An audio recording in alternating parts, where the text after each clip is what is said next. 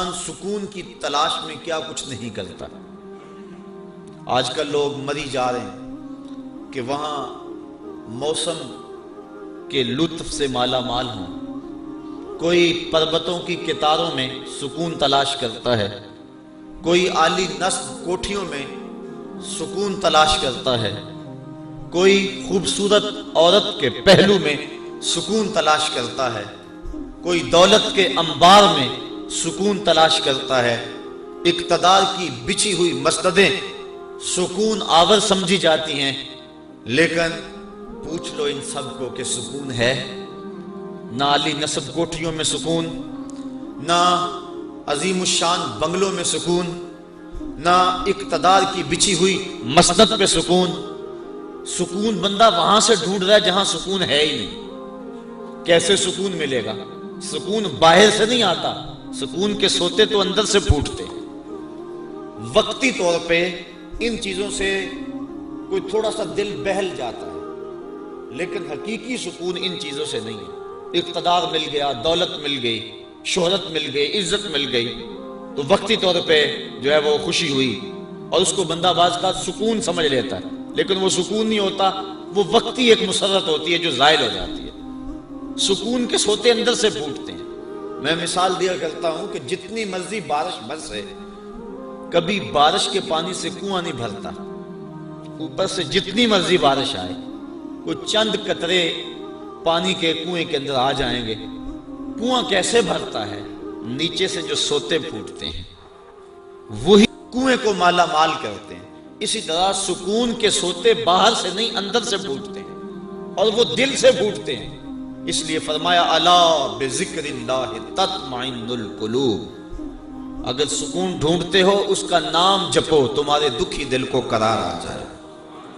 تو سکون اس کی یاد میں ہے، سکون اس کے ذکر میں ہے۔ اور بعض عقل پرست لوگ کہتے ہیں کہ یاد کرنے میں، ذکر کرنے میں سکون کیسے ملے گا، جبکہ موجودہ سائنس نے اس بات کو تسلیم کیا ہے کہ جو الفاظ ہیں ان کے اثرات ہوتے ہیں۔ آپ پھول کا نام لیں تو طبیعت میں خوشی آئے گی کہ نہیں آئے گی؟ کسی اپنے عزیز دوست کا تذکرہ چھیڑ دیں، ماں کا تذکرہ چھیڑ دیں، باپ کی باتیں کرنے لگ جائیں تو طبیعت میں تسکین آئے گی۔ خوشبو کی باتیں چھیڑیں تو ماحول میں ایک خوشبو پھیل جائے گی۔ لیکن اگر کسی قریء المنظر شخص کی بات چھیڑ دیں، کسی ظالم کا تذکرہ چھیڑ دیں، کسی قتل کی کہانی کو چھیڑ کے بیٹھ جائیں، ظلم، جبر اور بربریت کی کسی بات کو چھیڑ کے بیٹھ جائیں تو اثرات اس طرح کے ذہن میں مرتب ہوں گے۔ کسی پرانے دکھ کی بات چھیڑیں تو ان باتوں میں وہ دکھ تازہ ہو جائے گا۔ کسی خوشی کا تذکرہ کریں تو چہرے پہ مسرت پھیل جائے گی۔ دکھ زیادہ ہو جائیں، بات مدینے کی چھیڑ دیں، دکھ دور ہوں گے کہ نہیں ہوں گے؟ حضرت شیخ شبلی علیہ رحمہ بہت بڑے بزرگ گزرے ہیں۔ آپ معارف اسم ذات بیان فرما رہے تھے کہ اللہ کا نام لینے سے دل میں سکون آتا ہے اور دل کی کیفیت بدلتی ہے، من میں اجالے اور روشنیاں پیدا ہوتی ہیں۔ ابو علی سینا جو اس دور کا بہت بڑا فلسفی تھا، وہ اس مجلس میں موجود تھا۔ وہ کہنے لگا یہ آپ نے عجیب بات کہہ دی، اللہ تعالیٰ کی ذات تو مؤثر ہے لیکن نام میں کیا رکھا ہے؟ ہمارے جو فلسفی حضرات ہیں وہ ہر چیز کی 4 شکلیں بیان کرتے ہیں۔ ہر شے کی 4 شکلیں ہیں، ایک شکل خارجی، ایک شکل ذہنی، ایک شکل کتابی اور ایک شکل لفظی۔ مثال کے طور پہ ہم آگ لفظ بولیں، ایک آگ تو وہ ہے جو باہر روشن اور جل رہی ہے، اس میں ہاتھ لگائیں گے تو جل جائے گا ہاتھ۔ دوسری آگ وہ ہے جو زبان سے لفظ آگ ہم بول رہے ہیں۔ تیسرا، جب لفظ آگ کہیں گے تو دماغ میں اس کا تصور آئے گا۔ اور چوتھا، کاغذ کے اوپر آگ چھاپ دیں، اس کی تصویر بنا دیں تو یہ شکل کتابی ہو۔ اس میں اصل شکل جو ہے وہ اس کی شکل خارجی ہے۔ اس طرح وہ فلسفی حضرات کہتے ہیں کہ ہر شے کی 4 شکلیں ہیں۔ حقیقی شکل شکل خارجی ہی ہوتی ہے۔ آگ کہنے سے ہونٹ نہیں جلیں گے، کاغذ پہ آگ کی تصویر چھاپ دیں تو اس سے کاغذ جل نہیں جائے گا۔ آگ کا تصور کرنے سے ذہن جلے گا نہیں، لیکن وہ جو خارج میں آگ موجود ہے اس میں ہاتھ لگائیں گے، اس کے قریب جائیں گے تو ہاتھ بھی جلے گا اور آپ کو تپش اور حدت کا احساس بھی ہوگا۔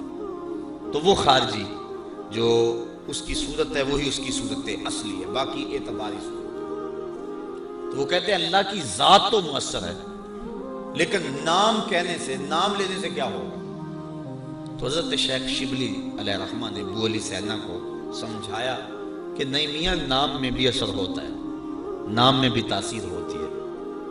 وہ کہنے لگا نہیں، مؤثر تو صرف صورت خارجی ہوتی ہے، لہٰذا میں اس بات کو تسلیم کرنے کو تیار نہیں۔ ضد میں آ گیا، میں نے عرض کر دیا کہ بزرگوں کا ایک اپنا طریقہ ہوتا ہے۔ تو حضرت شیخ شبلی تھوڑا سا غصے میں آ گئے اور فرمانے لگے ابو علی سینا، میں تیرے سے کیا بات کروں، تو تو گدھا ہے۔ اس کے سرخیاں آ گئی چہرے پہ، غصے سے لال پیلا ہو گیا۔ مجھے گدھا کہا بڑی مجلس میں، اتنا بڑا فلسفے کا امام، زمانہ میرے نام کا معترف، اتنی کتابیں میں نے لکھی۔ تو حضرت شیخ شبلی مسکرا پڑے، فرمانے لگے دیکھا نا، گدھے کے نام سے تیرے چہرے کا رنگ بدل گیا۔ تو کہا جب گدھے کے نام میں اتنا اثر ہے کہ تیرے چہرے کا رنگ بدل سکتا ہے، تو کیا اللہ کا نام لینے سے دل کا رنگ نہیں بدل سکتا؟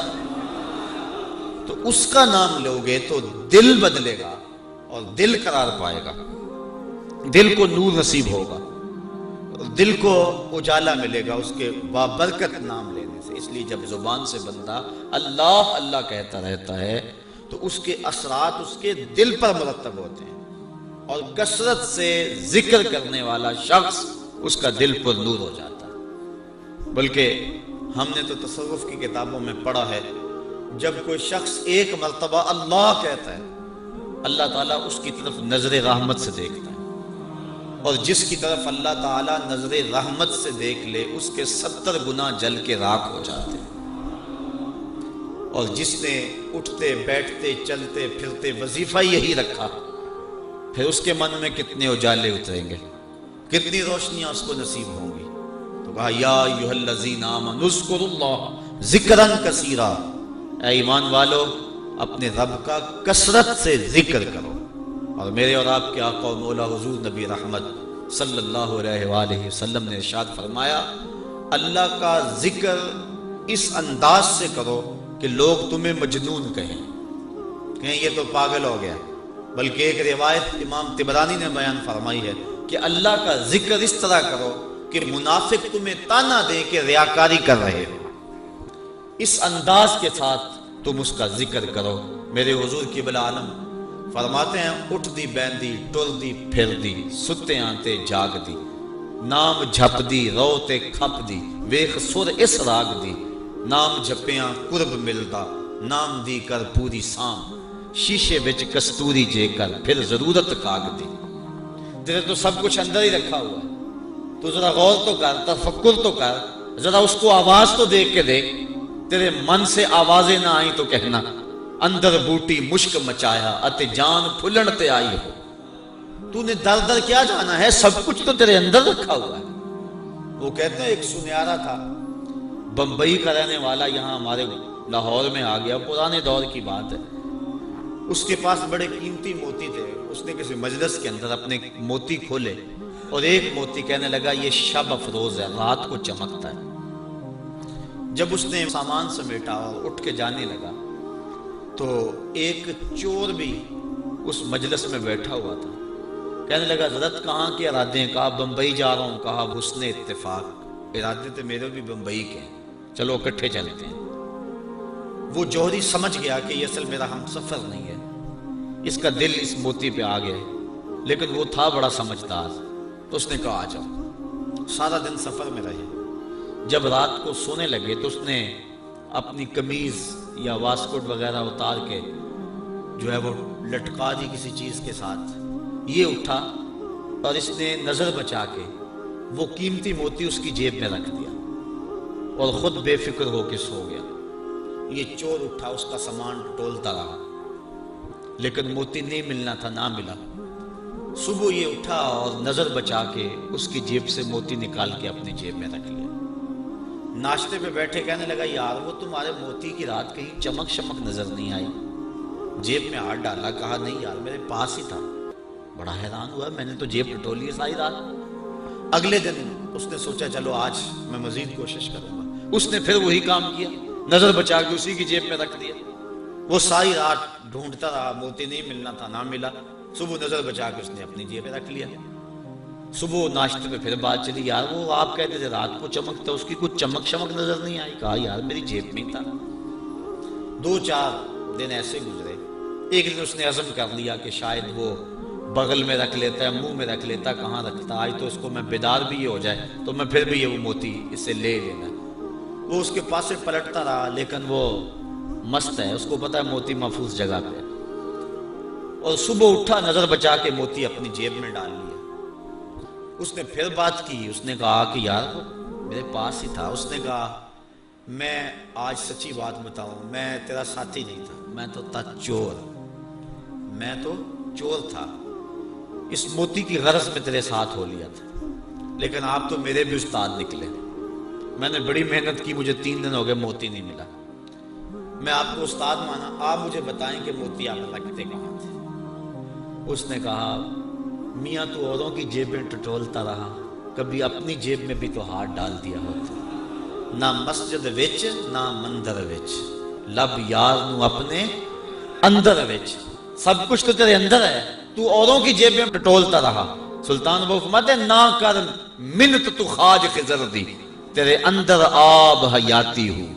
اور کبھی فرماتے ہیں وچے ہی بیڑے وچے ہی چیڑے وچے ہی ونج مہانے ہوں، 14 طبق دلے دے اندر تمبو وانگو تانے ہو۔ سب کچھ تو تیرے اندر ہے۔ اور اقبال کہتا ہے خود ہی کا نشیمن تیرے دل میں ہے، فلک جس طرح آنکھ کے تل میں ہے۔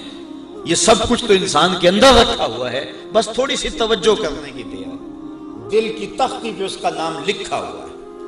میں نے اس نے عرض کیا تھا کہ اقبال نے کہا تھا حکیم نیٹشے کے بارے میں، قلب او مومن دماغش کافر است۔ اس کا دل مومن تھا، دماغ کافر، لیکن ہر شخص کا دل مومن ہوتا ہے۔ تو اس دل کی ایک ایک پرت پہ رب کا نام لکھا ہوا ہے۔ اور کافر کو کافر اس لیے کہتے ہیں کہ وہ اس حقیقت کو چھپا دیتا ہے۔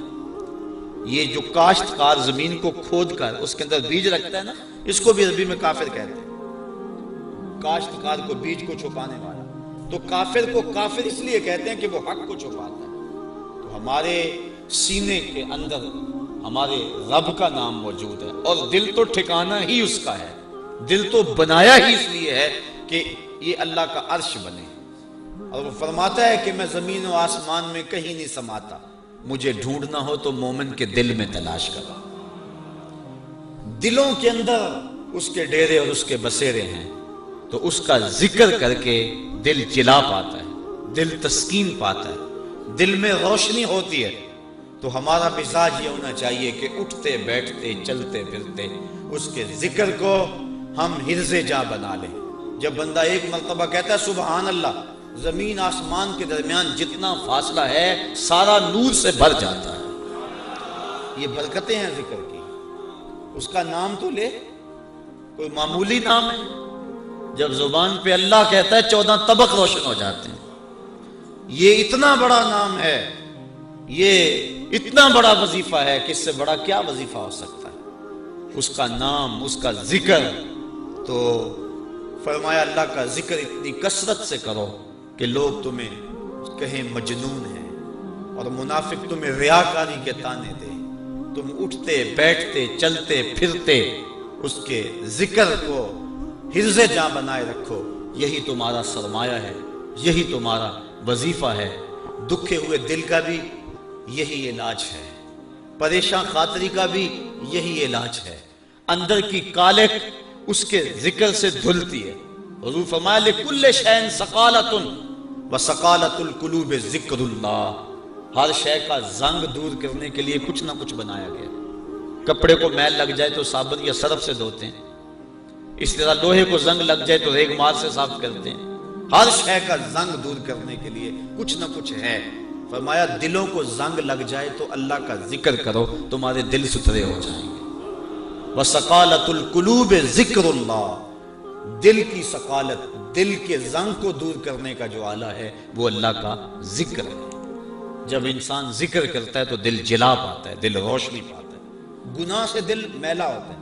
روایت میں آتا ہے جب انسان گناہ کرتا ہے تو اس کے دل میں ایک سیاہ نقطہ لگ جاتا ہے، اگر وہ توبہ کے آنسوؤں سے اس کو دھو لے تو اس کا دل شفاف ہو جائے گا، اور اگر وہ توبہ نہیں کرتا اور تکرارے گناہ کرتا ہے تو اس نقطے کے ساتھ ایک اور نقطہ لگ جاتا ہے۔ وہ غیر مرئی نقطہ ہے، ہم اپنی آنکھوں سے نہیں دیکھ سکتے، لیکن وہ دل کے اوپر پھیلتا چلا جاتا ہے۔ گناہ پر گناہ اس کے دل کو سیاہ کر دیتا ہے۔ پھر ایک ایسا موقع بھی آتا ہے کہ اسے بدی اور نیکی میں تمیز ختم ہو جاتی ہے۔ جو شخص پکا نمازی ہو، نماز چھوٹ جائے اس کی تو اس کی زندگی میں جو چین ہوتا ہے وہ لٹ جاتا ہے۔ جتنی دیر تک نماز پڑھ نہیں لیتا اتنی دیر تک اسے سکون نہیں آتا۔ جس شخص کے ضمیر پر ظلم کا داغ نہ ہو، وہ کسی کو گالی بھی دے بیٹھے تو خود پریشان ہو جاتا ہے، کسی کو تھپڑ بھی مار بیٹھے تو خود پریشان ہو جاتا ہے۔ جتنی دیر تک اس سے معذرت نہیں کرتا اسے سکون نہیں آتا۔ اسی طرح اللہ تعالیٰ نے یہ دل کو پاک پیدا کیا ہے، یہ ہم نے آ کے اس کو گندا کیا۔ نفس پلیت پلیت چا کیتا، اساں اصل پلیت تا ناسے، نفس نے ہمیں پلیت کر دیا، ہم تو پاک آئے تھے، ستھرے آئے تھے۔ اور میاں صاحب علیہ رحمہ فرماتے ہیں چٹی چادر پھمنا والی تے داغ نہ لامی جڑیاں، پھر نہ آکھی حشر دہاڑے حال ربا کی بنیا۔ تو یہ چٹی چادر ہے بالکل، تو اس کے اوپر کہیں داغ نہ لگا بیٹھنا، اور اگر اس کے اوپر داغ پہ داغ لگ جائیں اور دل سیاہ ہو جائے تو پھر حق و باطل کی تمیز ختم ہو جاتی۔ پھر گناہ پہ گناہ کرے اسے پتہ نہیں ہوتا، چونکہ جو پہلے ہی داغ چادر ہو ایک اور دھبا لگ جائے گا تو کوئی پریشانی نہیں ہوگی۔ چٹی چادر پہ معمولی سا داغ بھی لگے گا تو ہر ایک کو نظر آئے گا، محسوس کیا جائے گا کہ یہ داغ لگا ہوا ہے۔ اس لیے گناہ کرنے کا جو شخص مزاج بنا لیتا ہے اس کے لیے گناہ مشکل نہیں رہتا، بلکہ روایت میں آتا ہے کہ جب مومن گناہ کرتا ہے تو اس کی حالت یہ ہوتی ہے جس طرح احد پہاڑ کے نیچے آ گیا کہ ابھی اوپر سے وہ گر جائے ویسے کچل دے گا۔ اور منافق جب گناہ کرتا ہے تو وہ یوں محسوس کرتا ہے جس طرح جو ہے مکھی بیٹھی تھی اور اس نے اس کو اڑا دیا۔ تو ہم دیکھیں کہ ہمارا دل کہیں اتنا سیاہ تو نہیں ہو گیا، اللہ کے حکموں کو توڑے میں پرواہ نہ ہو، نماز چھوڑے ہمیں پرواہ نہ ہو، آنکھ بھٹک رہی ہو ہمیں پرواہ نہ ہو، خیال بہک رہا ہو ہمیں پرواہ نہ ہو، زبان گند بول رہی ہو ہمیں پرواہ نہ ہو، ذہن غلط سوچ رہا ہو ہمیں پرواہ نہ ہو، کسی پہ ظلم جبر کا بازار گرم کیے ہوئے ہوں، کتنوں کے دل توڑ رہے ہوں، کتنوں کو ستا رہے ہوں اور پھر بھی چین کی نیند سو جائیں، پھر اس کا مطلب یہ ہے دل سیاہ ہو گیا کہ کسی کو دکھ دے کر بھی دکھ نہیں ہوتا، کسی کو اذیت دے کر بھی تکلیف نہیں ہوتی، کسی کا مال لوٹ کر اور خون پی کر بھی آرام سے یہ سو جاتا ہے۔ یہ ہے اس کی کیفیت، تو پھر دل سیاہ ہو گیا۔ اب اس دل کی سیاہی کیسے مٹے گی؟ توبہ کے پانی سے۔ جب اشک ندامت گرتا ہے تو دل کے میل دھو دیتا ہے۔ اور دوسرا وَسَقَالَةُ الْقُلُوبِ ذِكْرُ اللَّهِ، اور دلوں کی ثقالت، دلوں کا زنگ اللہ کے ذکر سے اترتا ہے، تو جب اللہ کا ذکر کثرت سے کرے گا تو اس کو تسکین کی دولت نصیب ہو جائے گی۔ تو اللہ فرماتا ہے الا بذکر اللہ تطمئن القلوب، سن لو دلوں کی طمانینت اس کے ذکر میں ہے۔ اور فرمایا کچھ رجال ایسے ہیں، کچھ اللہ کے بندے ایسے ہیں کہ اللہ کا ذکر اس انداز میں کرتے ہیں کہ بیع و شراء اور تجارت ان کو اللہ کے ذکر سے روکتی نہیں، یعنی وہ کام بھی کر رہے ہوتے اور ذکر بھی کر رہے ہوتے۔ حضرت شاہ نقشبند بخاری علیہ رحمہ آپ فرماتے ہیں میں نے منام ایک شخص کو دیکھا 70,000 دراہم کا کاروبار کر رہا تھا۔ میں حیران ہو گیا کہ یہاں آ کر اتنا بڑا کاروبار، لیکن جب میں نے غور کیا تو اس کا دل ایک لمحے کے لیے بھی رب کی یاد سے غافل نہیں تھا۔ اور میں نے ایک شخص کو کعبۃ اللہ کا طواف کرتے دیکھا لیکن اس کا دل رب کی یاد سے غافل تھا۔ تو دل کا اس کے ساتھ لگ جانا اور ایک لمحے کی غفلت کا طاری نہ ہونا، یہ حقیقت ذکر ہے اور یہ مومن کا مطلوب ہے۔ وہ ایک لمحہ بھی جو ہے وہ اپنے رب سے غافل نہیں ہوتا۔ غفلت اس کی موت ہے، غفلت ہوگی تو شیطان آئے گا، غفلت ہوگی تو وسوسہ آئے گا، غفلت ہوگی تو گناہ سازد ہوگا، لہذا وہ غافل ہی نہ ہو۔ اور مرشد باہو اس لیے کہہ گئے کہ جو دم غافل سو دم کافر، کوئی لمحہ غفلت میں گزرے نہ، تم ایک ایک لمحہ اپنے رب کی یاد میں رہو۔